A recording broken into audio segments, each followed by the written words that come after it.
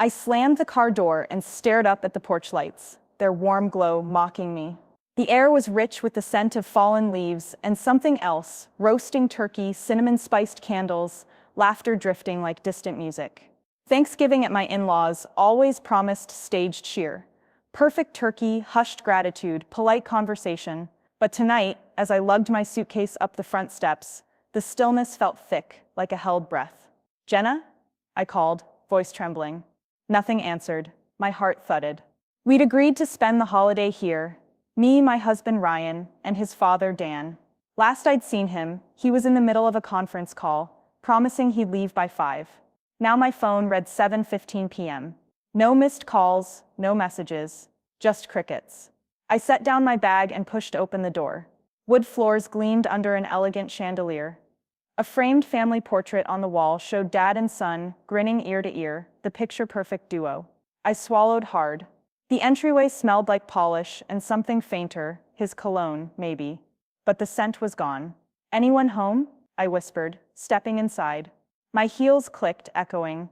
The living room lay deserted, sofa cushions fluffed as if waiting. On the coffee table, a scattering of holiday cards, a glass half full of red wine, 2 empty crystal ones beside it. He'd set these out for us. Now they stood like grave markers. My mind spun. Car accident? Flight delayed?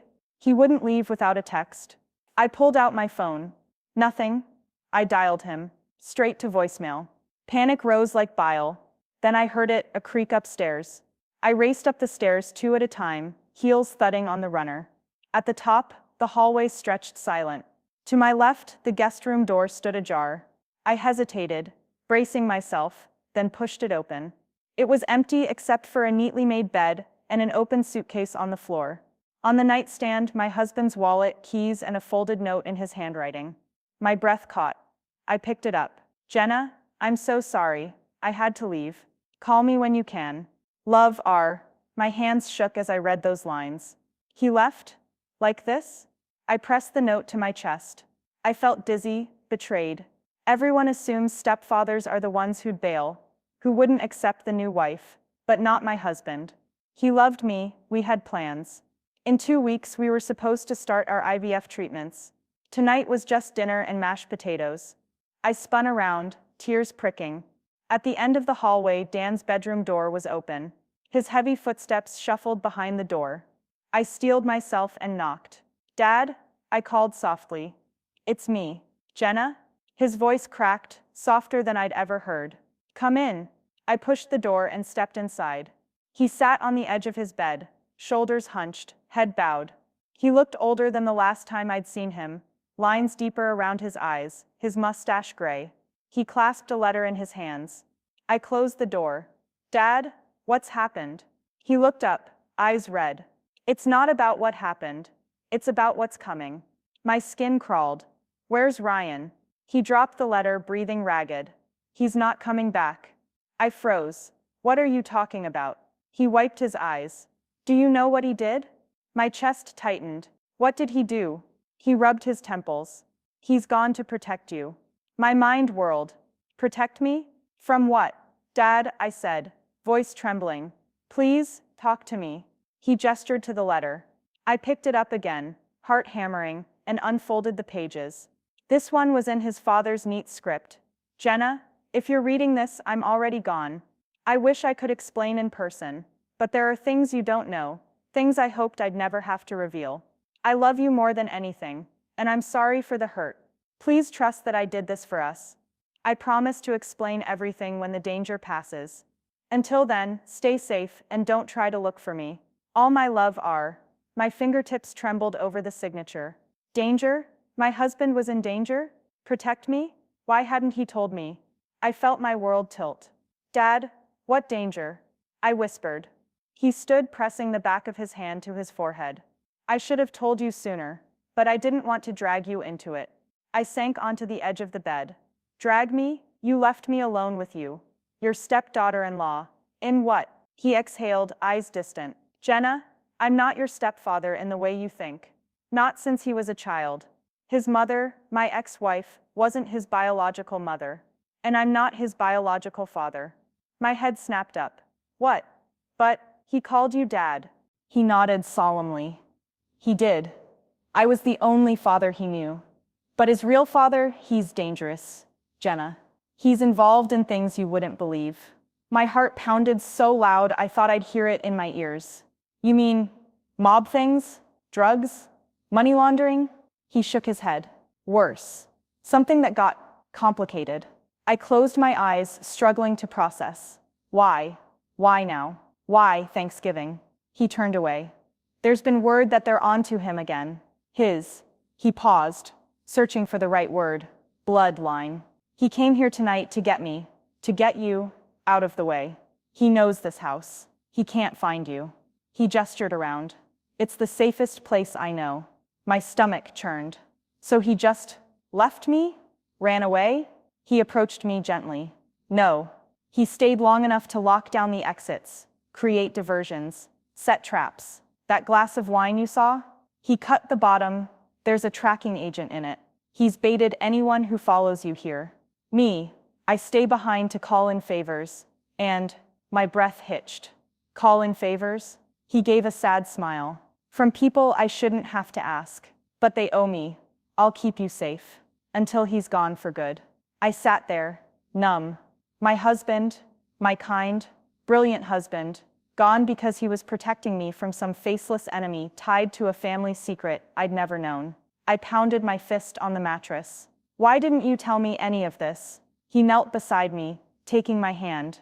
Because I wanted you to have a normal life. I thought, no, I hoped. Those days were behind us. But when I got the call, you were named in my son's will as next in line for whatever he's hiding. And they don't like anyone who stands between them and their prize. I closed my eyes, feeling tears slide down. This is insane. He hugged me tight. I know, but I promise you, when he's safe, when the threat is gone, I'll explain every last detail. For now, just trust me. I nodded, chest tight with fear. We sat there in silence as the wind rattled the window pane. Outside, the world hummed with holiday joy. I could almost hear carolers and see candlelight dinners. But inside we held our breath. Suddenly, a low thump echoed through the hall. We froze. My pulse raced like a runaway train. My father-in-law stood and whispered. That came from the kitchen. I swallowed. I'm not staying here alone. He shot me an odd look. You're not alone, he said, pulling open a drawer. I keep this here for emergencies. He produced a sleek handgun, its metal barrel catching the light. My stomach lurched. This is too much, I whispered. I can't. He placed it gently in my hand. I know you don't want this, but if anyone breaks in, you need to be ready. He trained me. My son, your husband, taught me how to handle it. You're his wife. You deserve to know. I felt the weight of the weapon in my palm. Cold, heavy, real. My breath caught. I've never held a gun. He rested a hand on my shoulder. I'll stay with you until it ends. Promise. I clenched the grip, knuckles white. Okay, I whispered. Okay. We moved together down the dark hallway, lights off, hugging the walls. Every creak echoed like a shout. We reached the living room, and he pointed toward the front door, bolted from my side. But on the other side, the deadbolt was missing. He mouthed. Someone rummaged with tools. Then his phone buzzed. A cryptic text from an unknown number. Time's up. Come out, or she pays. My heart seized. I pressed my back against the wall, listening. With each passing second, the world outside this house felt more distant, and the one inside tightened like a cage. I leaned in close. Dad, what do we do? He exhaled, voice grim. We wait for him. When the intruder comes, you'll be ready. He checked his watch. It could be minutes or hours, but it's coming. I closed my eyes and thought of Ryan, my husband, brave beyond measure. He endured danger alone, vanished on the night meant for gratitude, leaving me with secrets and a weapon that felt alien in my hand. My throat burned, but I straightened, determined. I'm ready. He gave me a small, proud smile. That's my girl. And then the silence stretched, alive with threats hidden in the shadows. Outside, the last carols faded. Inside, we held our breath, waiting for the storm to break. Part 1 ends here. Thanksgiving twisted into a battleground. A wife armed with more than just faith, and a stepfather ready to defend her, until his own breath gave out. The real reckoning is yet to come. I pressed my back against the wall, every muscle trembling, the cold steel of the gun clasped in my hand like a lifeline. Dad crouched beside me, ear to the door, breath barely a whisper. The house groaned, old wood settling, or someone shoving their weight against the back entrance. I swallowed hard, nodding to him, unable to speak. He counted down on his fingers. 3, 2, 1, crash. The door splintered inward, shards of white oak flying like confetti. A tall figure lurched through the gap, face obscured by a black ski mask, wet footprints trailing behind him from the storm outside. The intruder froze in the threshold, and Dad's hand tightened on my shoulder. Then, without hesitation, he rose and aimed. "Stay back." His voice cracked like a whip.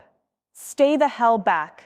The man didn't move, only tilted his head, as if amused. Then he pulled off the mask, revealing the scarred face of my husband's biological half-brother, Tanner. My pulse slammed against my ribs. I'd only ever met Tanner once, years ago. He'd been older than my husband, resentful, an outsider in the family. Then he disappeared. No one knew where he'd gone or why. "Jenna," he said, voice low and uneven. "You don't have to do this." Dad tensed, finger on the trigger. "Get away from her, Tanner." Tanner's eyes flicked to me, and something in his gaze, regret, desperation, made my chest ache. "He sent me," Tanner began, stepping forward. Rainwater dripped off his shoulders. "Ryan, he sent me to help you." I felt my heart twist. "Help me, by scaring me to death?" He swallowed. "Ryan's in trouble. He found out something about Dad's past, something bigger than any of us realized." He glanced at Dad, who stiffened. "I tried to protect you. I did what he asked." My hand shook so badly the gun rattled. "He asked you to break in?" I shot Dad a frightened look. Dad's face was an iron mask. "It doesn't matter what Tanner was ordered to do. What matters is you leave now."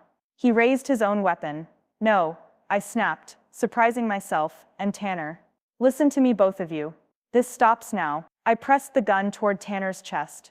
"If you want me safe, tell me the truth." Silence fell. Tanner glanced at Dad, then back at me. "Fine." He held up his hands. "But first, put that gun down. Let's talk." I hesitated, torn between fear and the need for answers. Dad lowered his weapon an inch, then another. I mirrored him, hands still on the grip. "Talk," I whispered. Tanner exhaled. "When I was a kid, before Dan married my mother, my biological father, Victor, ran a private security firm for some unsavory clients. Government contractors, mercenaries, you name it. Ryan stumbled onto Victor's ledger when he was interning for one of those operations. He saw payments, big ones, to Tanner shuddered, to the guys who disappeared, anyone who crossed Victor. My breath caught, disappear. He nodded. People never heard from again.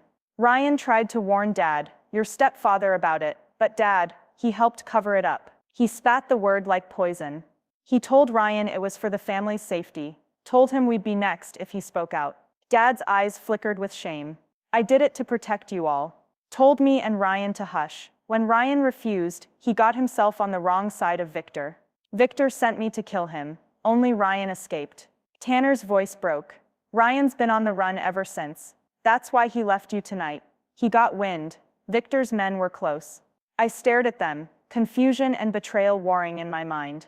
"So Ryan isn't cheating on me. He's gone because he's protecting me from his biological father's hitmen." Tanner knelt to meet my eye. "Yes. He made me promise I'd get you somewhere safe if he went missing. He's overseas now, sending word when he can. He asked me to make sure you stayed put, that you didn't go looking, because they track through networks and phone signals." My knees buckled. I sank to the floor, head in my hands. I thought he abandoned me. Dad slid to the floor beside me, guilt etched across his face. "I'm sorry, Jenna. I thought keeping secrets was protecting everyone." He squeezed my arm. "I never meant for you to feel alone." Tanner rose and approached slowly. "He wants you to come home with him, but not here. He's safe in Germany, embedded with a NATO task force investigating Victor's network.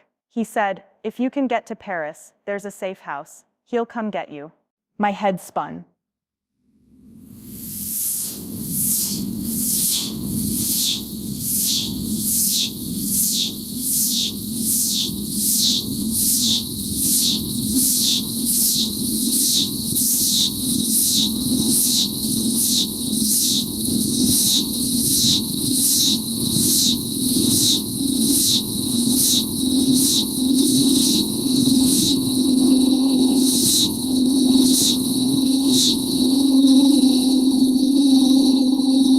This is the only way to keep you safe. And if it's what Ryan wants, then yes, I'll help you. Hope flickered in my chest. The fear remained, but with it came determination. What do we do next? Over the next hour, Tanner guided us through the house's back corridors to the garage where he'd hidden a nondescript van. Inside, he pulled 3 passports from the glove compartment, my name, a new identity, his own, and one for Dad. He also revealed a stash of cash, burner phones, and clothes. We leave now, he said. I paused at the threshold, inhaling the crisp night air. Thunder rumbled distant, but it couldn't match the storm inside me. I glanced back at the home I'd once feared, now the place that held the truth of our family's sins and sacrifices. Dad stepped forward, cloaking me in his coat. I'll drive, he said quietly.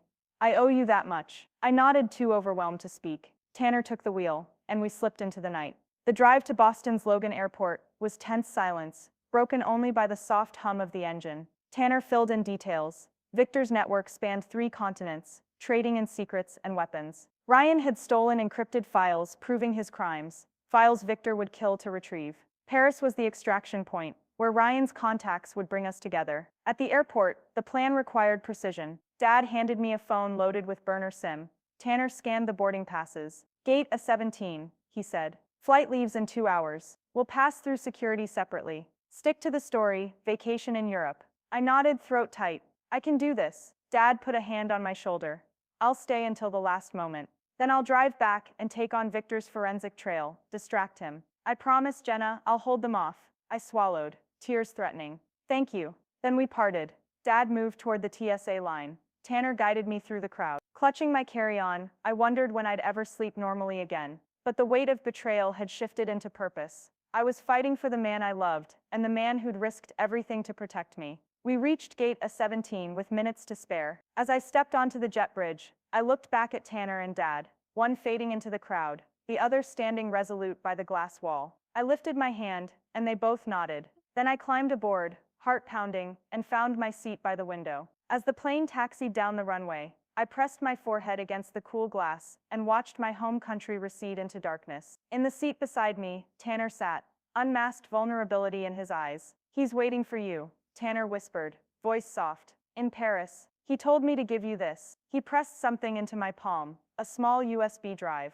I clutched it. What is it? He hesitated. Evidence. Everything Ryan took. Proof of Victor's crimes. He wants you to keep it safe until it can bring Victor down. I swallowed, tears leaking. Thank you. He nodded, swallowing too. Stay strong. He'll find you. As the plane lifted into the night sky, I realized that Thanksgiving would never feel the same again. I'd lost my husband to the shadows of his past, uncovered secrets that shattered my world, and fled my father-in-law's house under threat of violence. Yet in that chaos, I found clarity. Love wasn't just warm dinners and whispered promises. It was confronting nightmares together, trusting each other with the darkest truths, and choosing to fight for one another against impossible odds. Ahead lay a new journey, across oceans and borders, through danger and hope. My heart trembled at the unknown, but I held the USB tight and whispered into the cabin's dim light. I'm coming, Ryan. I'm coming home. Part 2 ends here, but our story continues, in the city of light, where love and justice await, and where I will finally reunite with the man who vanished to save me.